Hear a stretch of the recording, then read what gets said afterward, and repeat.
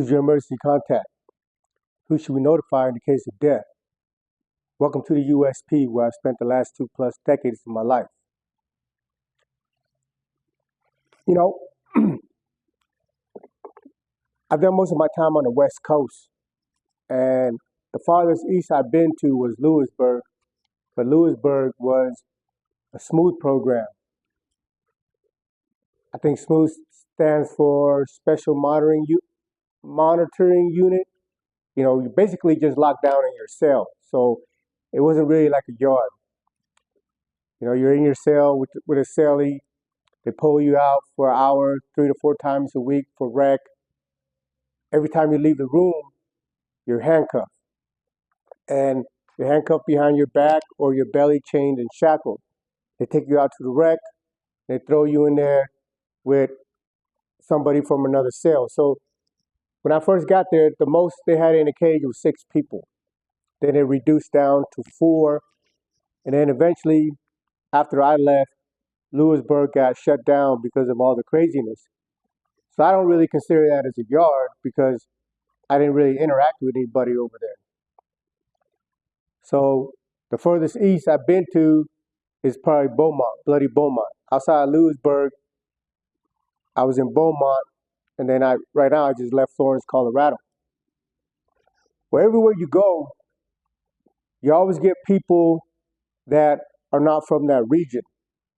You know, federal prison, you get shipped all over the place. But when you catch your case, they do a pretty good job by keeping you within 500 miles of your home. Like I got sent down to California and all these other places because Utah doesn't have a federal penitentiary. But if you're out of California and you catch a case, a federal case, they try to keep you in California or the surrounding states. Same thing with the East Coast. If you catch a case on the East Coast, for the most part, they try to keep you within your region. Now, there's only 2 reasons why, especially when you're just coming in from off your case. You know, when you just got done fighting your case and now you're being sent to the penitentiary, they try to keep you within 500 miles of your home. And the only 2 reasons that they don't is, one, if they feel that you might have too much influence, if you're around people from your gang or people from your area. And 2 is if they're trying to protect you, trying to hide you out. So if you go over to the East Coast and you run into some dudes that are from the West Coast on the East Coast yard, sometimes a lot of them are being hidden out, you know, because they got ran off the yard they were at. So now the government's got to try to find a place where they can walk the yard without, you know, somebody butchering them. And same thing on the West Coast. On the West Coast, you got a lot of dudes that come from the East Coast, the South, and other areas that might not be all the way kosher. And the story that I'm going to share with you is these Florida dudes that was over there in Atwater. Now, mind you, there's thorough Florida dudes that I've been in Beaumont with, that I've been in Atwater with, that I've been in Lompoc with, that I was just in Florence with, Victorville with, you know. For the real G's and the stand-up dudes, you know, this is not about them. But being in Atwater, there was a handful of Florida dudes that weren't all the way right? And but you know, there's no secrets on the compound. Everybody knows who everybody is. Everybody knows where everybody's from. Everybody knows who everybody's affiliated with. Like I've emphasized, that's part of our job description. That's part of our obligation and responsibility, is to be aware of who and what is on the yard with you. So when somebody comes on the compound, especially if he's a formidable dude, he'll be the talk of the yard. Everybody like, yeah, oh, dude just came out of ADX. That dude right there, he got this body, he been into this. Everybody knows everybody's case. You know what I mean? Because your name is on your door. You know, when they put you into a cell, they have a picture of you and your name tag that they put on over the door for the COs when they count, you know. So anybody that wants to know anything about anybody, they can just go up to the door and there's your government name, and they can get on the computer and type in your name and number, and your case will come up and they can read your case. So everybody knows everybody. Everybody knows everybody's government name, except for me. I don't really care to find out, you know, people's real name outside of, unless it's a need to know, you know, outside of the homeboys, the people that are in my car. And when the people come in that are in my car, we have a between a 30 to 60-day grace period. You know, we come in, we let them know the rules. Hey, you got to get your paperwork. If you can't get your paperwork, we'll get somebody to help you get your paperwork. Or we always have one or two homies that's designated that gets on that this website. I forgot the name of it, but it's, you know, attorneys use it. You pay $100 and you can go look up as many cases you want for that one time for the $100. So sometimes we'll wait for a few people to come through, and then one of the homies will pay the fee and get on it's called Pacer, and get on that site and look up people's cases. Right? Because right now in the feds, it's against the rules to have your PSI, your pre-sentencing report, pre-sentencing investigation, unless you're actively still fighting your case. And the reason that they put this policy in place is because they're hiding out a lot of people. You know, over the years, from the time that I went in back in 2001 to the time I came home, they were trying to push in a lot of dudes that was fucked up on his penitentiary yard. And, you know, there could be a lot of reasons why they're trying to do that, but from my perspective, the reason they're trying to fucking muddy, you know, the pool is because if you got sex offenders and you got rats and stuff on a compound and you're mixing them up, then there'll be less likely for the prisoners to organize themselves against administration. So if something comes up and the population doesn't agree with it, when they want to set up a demonstration where it's a lockdown or a food strike or whatever, if you got a yard full of convicts, a yard full of straight up stand-up men that's on man time, they're going to be with the program. But if you dilute the population with a bunch of these sex offenders that they already know that these other convicts feel they're the low of the low, and these fucking busters and rats, then when it's time to put a demonstration down, they're going to be like, nah. And also, they're going to quick to write that kite to the administration, letting people know what they're about to do, right? So when we were in Florida, we were in Atwater, a lot of the dudes in the Florida cars was fucked up, right? And they had a dude that come through there, Money Roy. He's out of Florida, Money Roy. He went home a year before I did. If you ever get hip to this channel, what's up, Money Roy?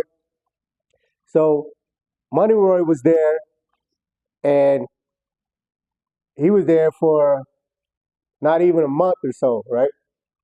So they were down there under the gun tower. The gun tower is in the middle of the yard. You got 3 yards split up, fenced up, and Atwater, the gun tower is in the middle of yard 2, the middle yard.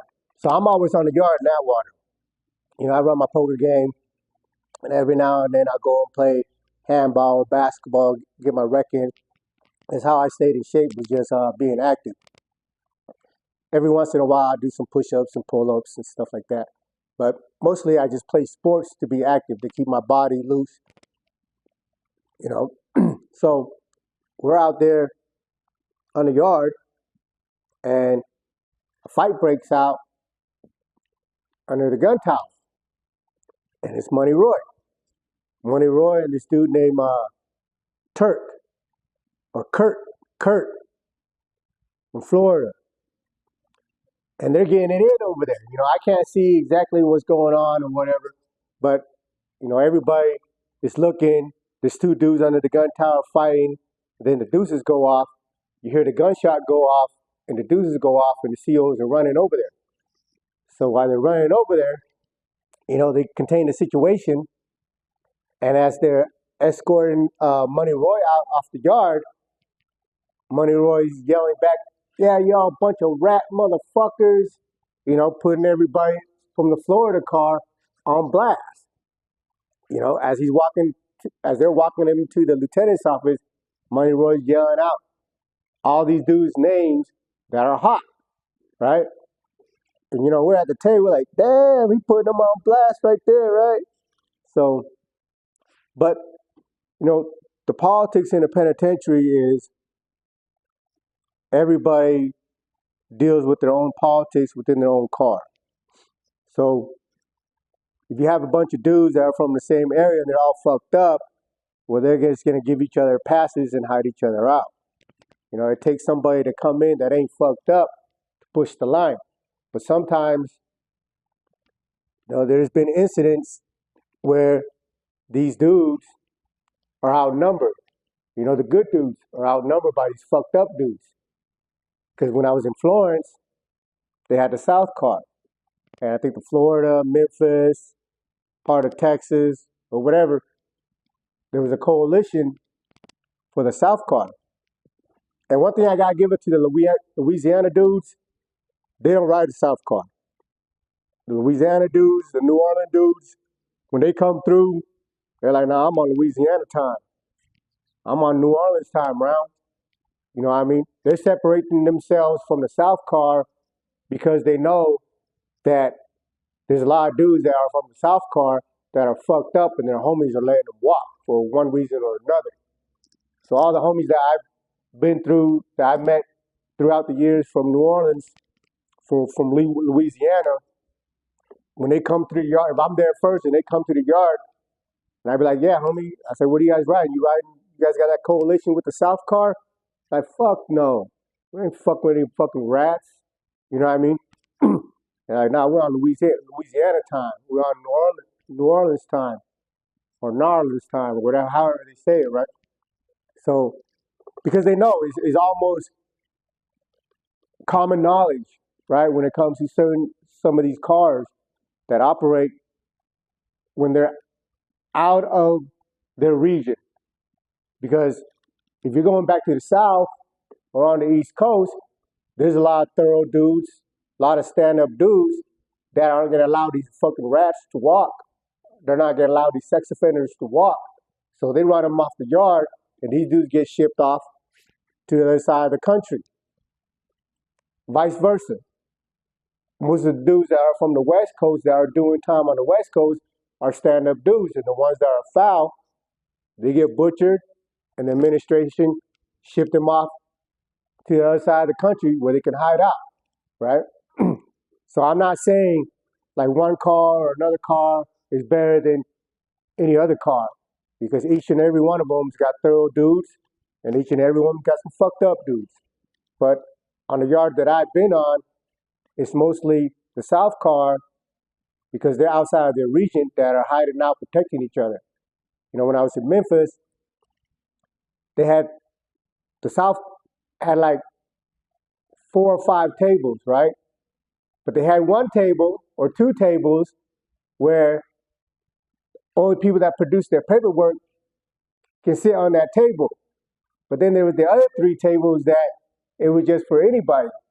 And I'm, and I'm cool with some of them, and I'm like, damn, homie, how does that work? So if a dude don't come and sit at the good table where they produce their paperwork, then that all the rest of them was fucked up. So how do you even be in a unit with them, or how are you even in the kitchen eating, knowing these motherfuckers are just at the next table?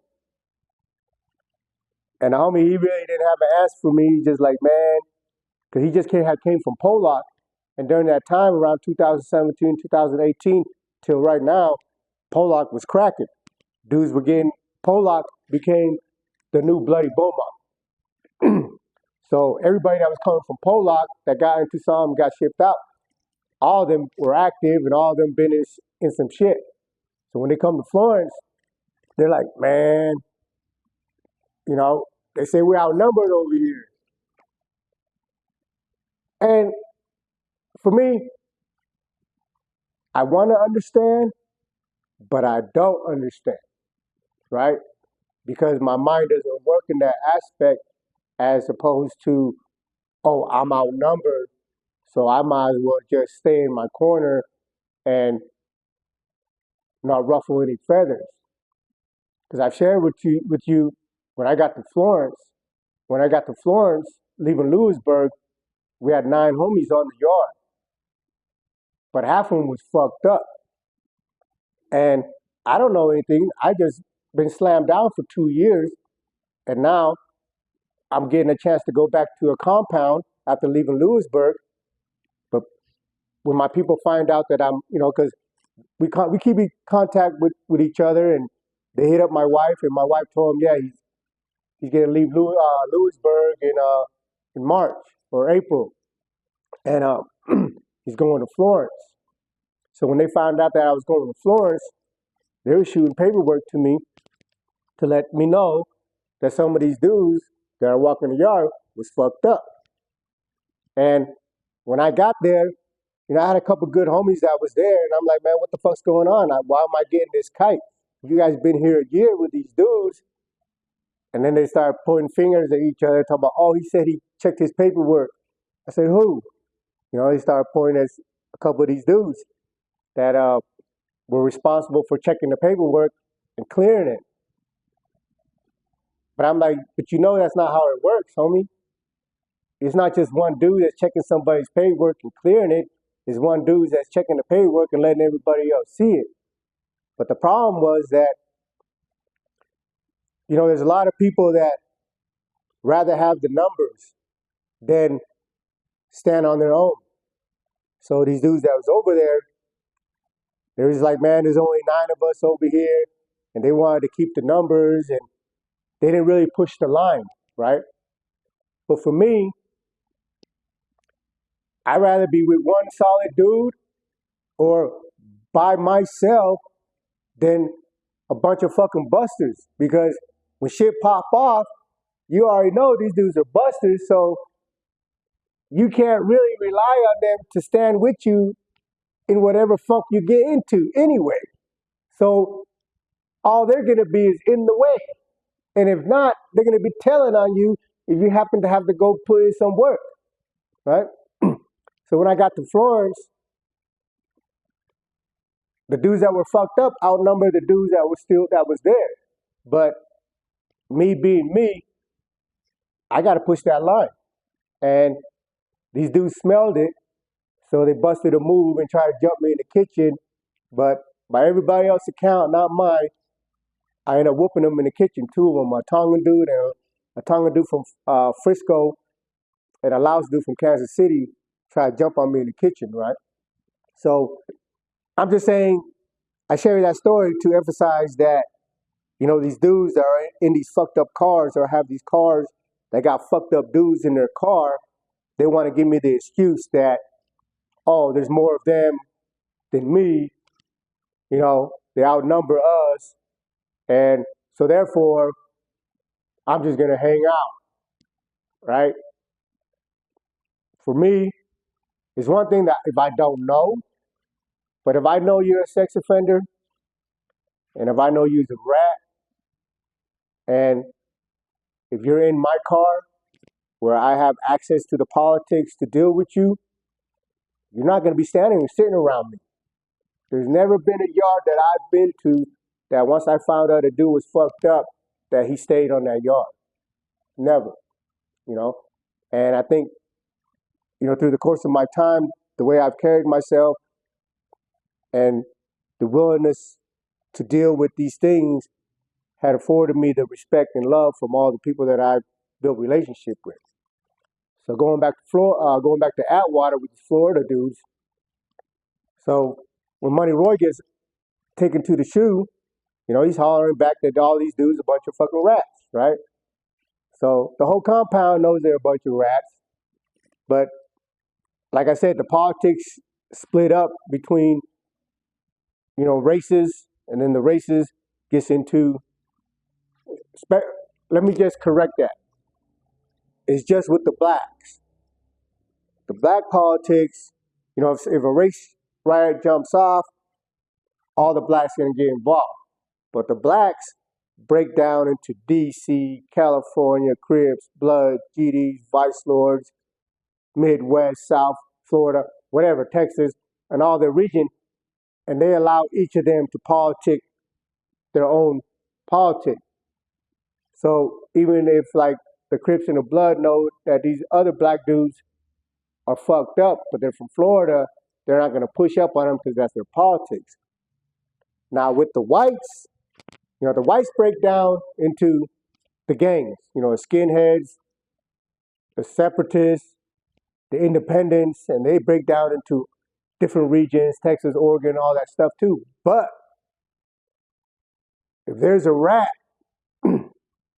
on a yard and he's in a Texas car, let's say in a white boy Texas car, the other white boys ain't gonna let him stay. And it's the responsibility of the dudes that are running the Texas car to handle that. And if they don't handle that, then they're all gonna get removed. Like the ones that don't play no games when it comes to the politics is the Native Americans and the white dudes. Hands down, the whole 20-some years I was down, them dudes do not allow one of their people to be fucked up and stay on the yard, especially if they know about it. It's one thing, that's not to say there hasn't been some that's slipped through the crack, but the natives and the white dudes, they're on top of that. They can't break off like with the blacks. Oh, we're Midwest. That's our politics. There ain't no such thing when it comes to the whites. It's just, nah, he's fucked up. He needs to go. And whatever group that he aligned himself with, they got they're first in line to deal with it. And if they don't deal with it, then the gang members will step in and deal with that, right? So anyway, Money Royce goes to the shoe, and the dude Kirk, ends up in the shoe too. I run into Money Roy in Florence, years later, and I was asking him about that, that incident. He's like, yeah, man, I was under the gun tower getting stabbed. He was getting stabbed by the rat, Kirk, because, because he knew him. He's like, man, I know you's a rat, homie. And when he went to confront Kirk, Kirk pulled out a knife, and he's fighting, with Kirk, but the whole time, Kirk got a piece on him and is stabbing Money Roy while he was fighting. And Money Roy didn't get fucked up or nothing, He's still loud and obnoxious when I met him over there in Florence. Again, man, much love, Money Roy, if you ever see this. So, whatever, Money Roy gets shipped out and the rest of it. And the Florida dudes are on the yard doing whatever they do. Well, a few months later, there's this dude that comes on the yard. His name is Cory. He just got out of ADX. He just got he just he got sent to ADX for a body. So I don't know exactly how long he was in ADX, but when you go to ADX, it takes at least a minimum of 7 years for you to get back to population. So he was in ADX for a minute, but he was an old head. He had long gray, black and gray dreads. Like when I say long, like down to his freaking ankles, right? So when he hit the yard, there was a couple of my homeboys from Louisiana that knew him, that did time with him at another spot. And he was like, oh shit. I was like, what's up? Them dudes that been over here hiding out ain't gonna be hiding out no more. I'm like, oh yeah, what the fuck you talking about? He goes, no, that's Cory right there. He just got out of ADX. I know him. That dude's a thorough dude. He's from Florida, And so now everybody knows Cory's on the compound. Like, once you've done a lot of time, you get to hear and to meet a lot of different dudes, and you know who's who. Like I said, when somebody hits the compound, it's everybody that's in a group responsibility to find out who this dude is, because there's some dudes that come on a compound that are deadly dangerous, and you need to be aware of that, because there's some goofy dudes out in the yard, and you might talk crazy to this goofy dude, but if you don't know what this dude's about, and you go thinking that he's just another goofy dude, and you go talk crazy to him, you might end up losing your life. That's just, knowing and understanding what everybody is and what they're about is a security measure. So when dude hits the compound, Cory, the whole compound is hip to him, where he's been, why he was in ADX, and all the rest. And now, understanding who this man is, they also know that the shit that the Florida dude's been doing on his compound by being here walking the yard while they're fucked up ain't gonna fly no more. Now, not everybody in the Florida car in Atwater was fucked up, but there was a lot of them that was fucked up. And like I said, when I have conversation with some of these dudes, they tell me, "Oh man, I'm going home in a couple years. I'm not even worried about that shit no more." Or they tell me, "Oh man, there's too many of them, this and that," whatever. I just don't understand the excuse, because for me, I did my time the way I did it from the time I walked through the gate all the way to the day I was leaving, because for me, I really believe in it. I'm not following the politics just to follow the politics because this is the politics. I really believe in it. And I've always been one that pushed that line, because I went to prison because of a bunch of fucking rats. You know what I mean? While I was in the county, I was busting all these freaking sex offenders' head. So what the fuck I look like being on the yard, sitting and eating at the same table as these foul ass dudes? I refuse to do that. So one day we're coming out of the kitchen, and they had this big ass Florida dude. He looked like Chewbacca from Star Wars. He had his dreads, but his dread was nasty. It was like in clumps and shit, instead of all nice and neat or whatever. It was just in clumps, and he was whatever. He looked like Chewbacca, right? And so in front, I live in 2A, so in front of 2B is where this dude lived. So we're coming out of the kitchen. I think it was like in the evening. I see him on the wall, the big Florida dude on the wall, and Cory's in his face. And Cory, when we walk by, we can hear Cory like, "Yeah, run your bitch ass up top, fucking rat motherfucker," and just get in, just verbally abusing him, right? But dude is way bigger than Cory. Dude's like 6'3", 6'4". Cory is maybe 5'10", 5'11", or whatever. But when it comes to this gangster shit, there's level to this. Just because you're in the penitentiary or just because you run into a gang, don't mean that you're at the same level or par with the next dude. There's different levels. And the big dude, he understood that, yeah, I'm big as shit. I'm bigger than this old man. But at the end of the day, the old man is a real gangster, and I'm just faking it, you know? And when Cory came off the yard, within a month, he started running everybody off. Everybody that was foul, that he heard that was foul. And he didn't go and grab his homies and be like, "Hey, let's go push up on this dude and get rid of him." Like, he didn't even have to do anything. He just approached them by himself and was like, "Bitch, get the fuck off this compound." "Oh, man, shut the fuck up. Get the fuck off this compound," right? And for me, it was funny to watch, because